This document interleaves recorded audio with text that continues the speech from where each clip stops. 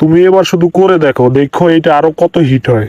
মামুন আমাকে এমন মারা মারছে, আমার স্কিন গুলো ফাটে ফেলাইছে।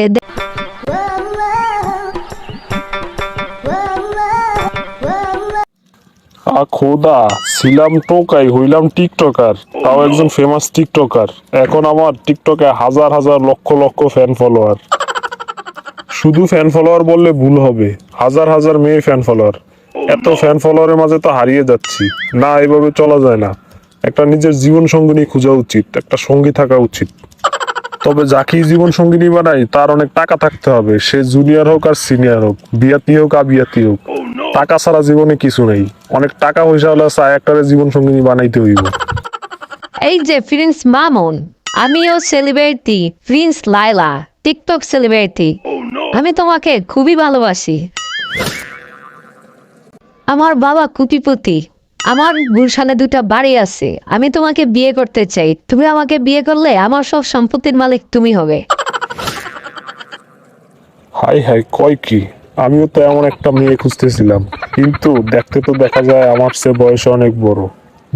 বড় হইলে কি হয়েছে, টাকাই সব। বড় হয়েছে তো কি হয়েছে, কোনো সমস্যা নেই, আমিও রাজি। শুনো মাই প্রিন্সেস লায়লা, আমিও তোমাকে অনেকদিন ফলো করি, আমিও তোমাকে অনেক ভালোবাসি। তাহলে আর দেরি কেন, চলো এখনই বিয়ে করি।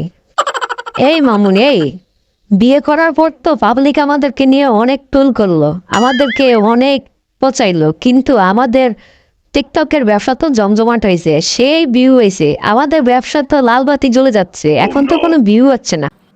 হ্যাঁ, সেটা তো দেখতেই পারতেছি। তোমাকে বিয়ে করার পর সবাই বলতেছিল আমি আমার মাকে নাকি বিয়ে করেছি, তোমাকে মা আমাকে ছেলে বানাইছে। তাতেও সমস্যা নাই, আমাদের টিকটকের ব্যবসা তো সেই হয়েছে। কিন্তু এখন ইদানিং তো কোনো ভিউ হচ্ছে না, তাহলে কি হবে? আমাদেরও তো ব্যবসার লাল বাতি জ্বলতেছে।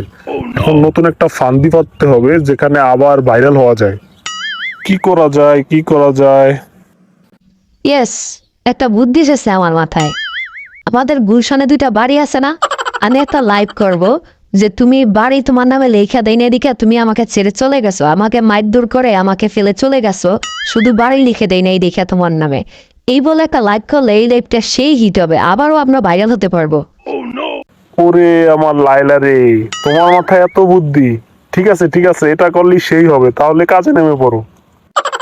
হাই গাইস, আশা করি আপনারা সবাই ভালো আছেন। আমি টিকটক লাইলা, আপনাদের ভালোবাসার মানুষ। আপনাদের ভালোবাসা পেয়েই আজকে সেলিব্রিটি, টিকটক সেলিব্রিটি।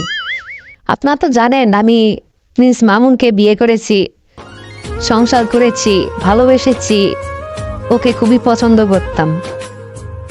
সেই মামুন আজ আমাকে ছেড়ে চলে গেছে, সামান্য একটা বাড়ির জন্য আমাকে ছেড়ে চলে গেছে। আমি বাড়িটা কেন তার নামে লিখে দেই নাই সেজন্য সে আমাকে ফেলে চলে গেছে। আপনারাই বলুন, সামান্য একটা বাড়ির জন্য সে আমাকে চলে যেতে পারে, যাকে আমি এত ভালোবাসতাম? তাই আপনাদের মাধ্যমে তাকে বলতে চাই, মামুন তুমি ফিরে আসো, তোমাকে আমি খুব ভালোবাসি, খুব ভালোবাসি। লায়লা, তুমি তো পুরা কাঁপিয়ে দিছো। আগামী 6 মাস তো এই ভাইরাল ইস্যু নিয়েই পুরা হিট থাকবো। কাঁপিয়ে দিছো লায়লা, সেই সেই হয়েছে। দেখতে হবে না আমি কার লাইলা, তুমিও যেমন আমিও তেমন, তাই কাঁপিয়ে দিয়েছি। মামুন, এক ভাইরাল ইস্যু দিয়ে তো 6 থেকে 8 মাস ভালোই খাইলাম, কিন্তু আমাদের ব্যবসায় তো আবারও লালবাতি জ্বলে উঠলো। পাবলিক তো আমাদেরকে এখন আবারও খায় না, এখন কি করব? কি আর করব, নতুন আর একটা ভাইরাল ইস্যু অবশ্যই বাই করতে হবে, কারণ ভাইরাল ইস্যু নাই বাই করলে তো আমাদের মার্কেট চলবে না। আমাদের তো মার্কেট চলবেই ভাইরাল ইস্যু দিয়া। তাহলে নতুন একটা ইস্যু বাই করতে হবে। শোনো, একটা কাজ করো। চারদিকে কন্টেন্ট ক্রিয়েটররা যেভাবে মারামারি করতেছে, একজন আরেকজনকে দোষারোপ করতেছে, হাজবেন্ড ওয়াইফ, ওয়াইফ হাজবেন্ডকে দোষারোপ করতেছে, সেই বিষয়গুলো খুবই ভাইরাল হইতেছে। তাহলে আমরা একটা কাজ করি। নতুন করে আবার কি কাজ? নতুন করে তুমি আরেকটা লাইভ করো। এবার লাইভটা হবে তোমাকে মেরে আমি চেহারাটা বসকাইয়া দিছিলাম, তোমার চেহারাটা সব ফুলে গেছে, শুধু তোমার সম্পত্তি ভোগ করার জন্য, তোমার বাড়ি টাড়ি লিখে লেখার জন্য আমি তোমাকে খুব মারছি। এরকম বলে একটা লাইভ করো, তাহলে দেখবে এটাও খুব হিট হয়ে যাবে।